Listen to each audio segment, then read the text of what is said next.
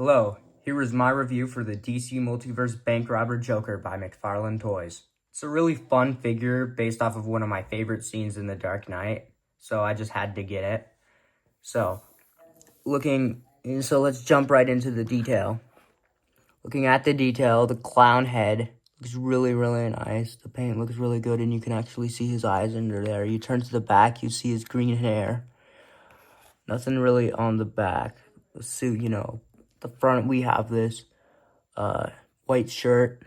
There are a few splotchy printings here and there, but it can be hard to print little specks like that, so it's not too bad.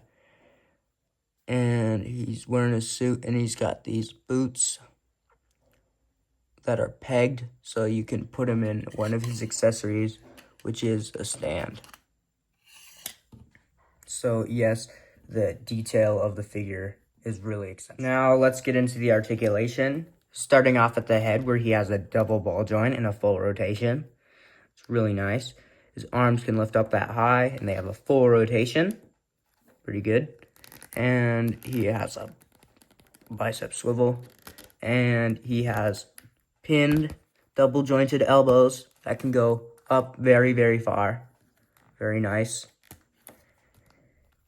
And the hands, since they're not actually connected to the pegs, the way you swap them out, you can really go a lot of interesting poses. Like, for instance, you can make them bend this way too, which I don't actually see a lot of figures do.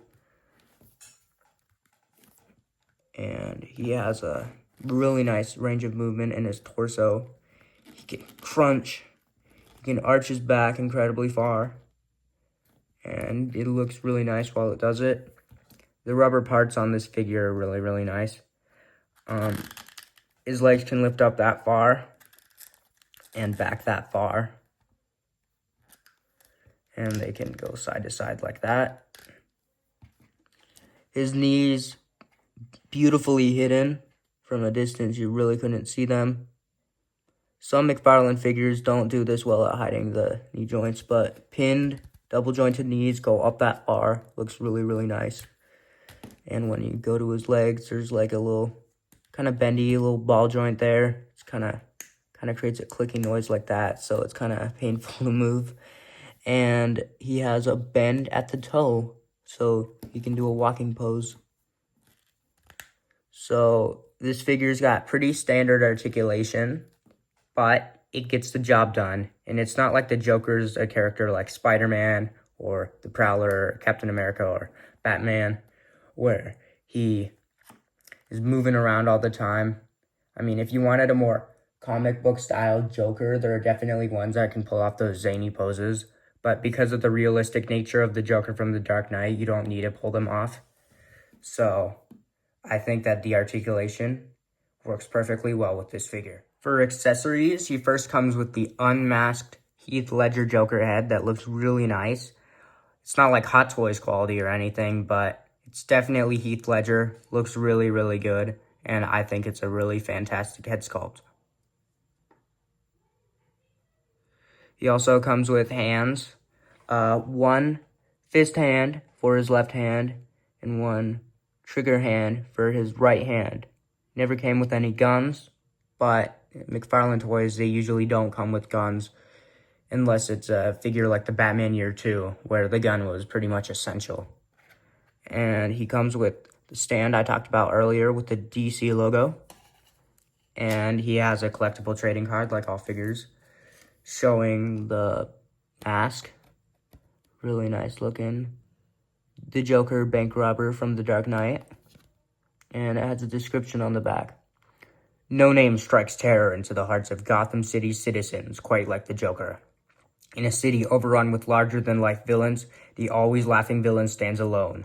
A complete psychopath with no moral compass whatsoever, the Joker, whose real name and identity remain completely unknown, is characterized by his chalk-white skin, green hair, and a permanent rictus grin stretched across his face. But there isn't a single funny thing about this particular clown, only finds humor in the suffering of others.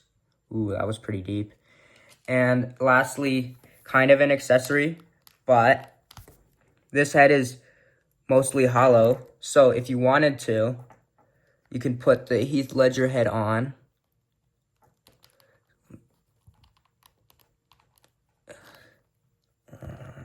Got it. It's kind of hard to put them on. Okay, I heard the pop.